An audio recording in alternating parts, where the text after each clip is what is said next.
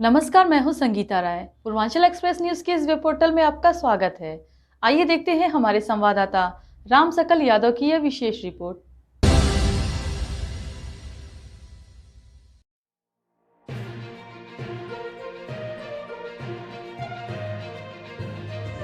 आजमगढ़ बिहार के पूर्व मुख्यमंत्री बीपी मंडल की पुण्यतिथि पर समाजवादी पार्टी कार्यालय पर उनके चित्र पर पुष्प अर्पित कर उन्हें याद किया गया।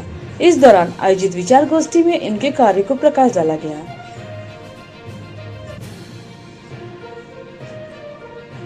समाजवादी पार्टी के जिला कार्यालय पर जिलाध्यक्ष हवलदार यादव की अध्यक्षता में विचार गोष्ठी का कार्यक्रम आयोजित किया गया, जहां मौजूद सपा नेताओं ने बीपी मंडल की पुण्यतिथि के अवसर पर उनके चित्र पर पुष्प अर्पित कर नमन कर उन्हें याद किया। इस दौरान निवर्तमान जिलाध्यक्ष हवलदार यादव ने कहा कि आज हम सभी लोग बीपी मंडल जी के विचारों को लेकर आगे बढ़ने का कार्य करेंगे। उन्होंने भारतीय जनता पार्टी पर निशाना साधते हुए कहा कि भाजपा दलितों पिछड़ों की धुर विरोधी पार्टी है। वर्तमान समय में दलितों के ऊपर जो अत्याचार कर रही है, हम उसका कड़ा विरोध करते हैं।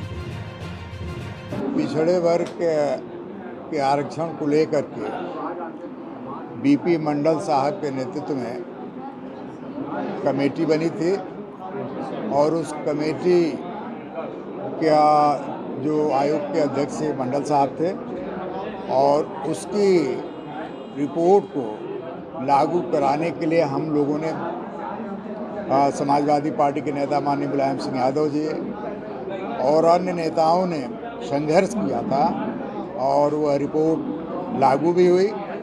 ऐसी परिस्थिति में आज हम लोग मंडल साहब के जो योगदान थे, जो उन्होंने आयोग के अपने नेतृत्व में बने आयोग में कुछ पूरे पिछड़े वर्ग को प्रतिनिधित्व दिया था, उसकी हम लोग सराहना करते हैं। उनके जो कार्य थे उसको बैठ कर के चर्चा करते हैं। लेकिन आज भारतीय जनता पार्टी की सरकार में मंडल कमीशन की पूरी रिपोर्ट को नकारा जा रहा है, पिछड़े वर्ग के आरक्षण को ख़त्म किया जा रहा है, पिछड़े वर्ग के लोग आरक्षण न पाएँ इसके लिए प्राइवेट पब्लिक सेक्टर को प्राइवेट सेक्टर में किया जा रहा है, जिससे पिछड़े वर्ग का भारी नुकसान हो रहा है। हम लोग ऐसी परिस्थिति में सरकार से मांग करते हैं कि मंडल की पूर्णतया रिपोर्ट को लागू किया जाए।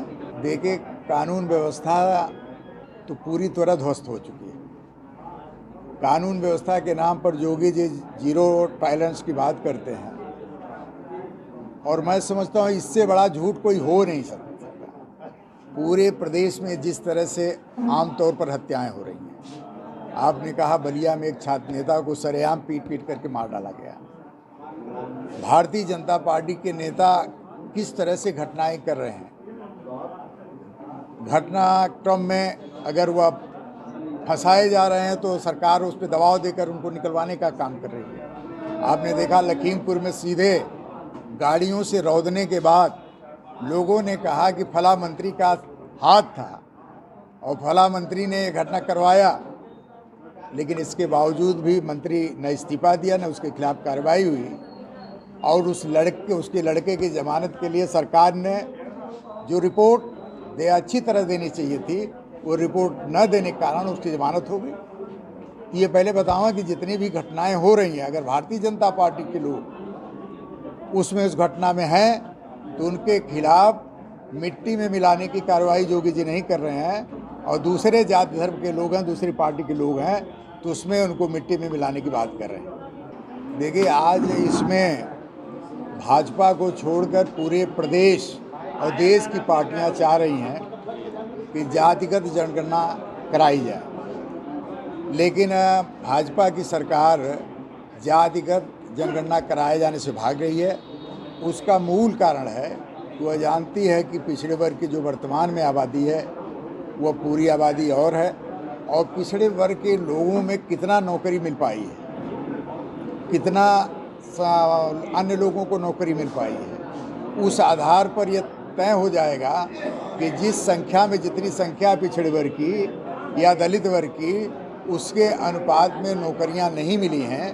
इस डर से भारतीय जनता पार्टी जातिगत जनगणना नहीं कराना चाहती और हम लोग चाहते हैं कि जातिगत जनगणना होने पर देश में आज़ादी के बाद किनको कितनी नौकरी मिली है, कितनी संख्या है, उस आधार पर पता चल जाएगा। और इसके बाद हम लोग मांग करेंगे कि जितनी जिसकी संख्या भारी उतनी उसकी हिस्सेदारी होनी चाहिए। ये हमारे पार्टी का एजेंडा है।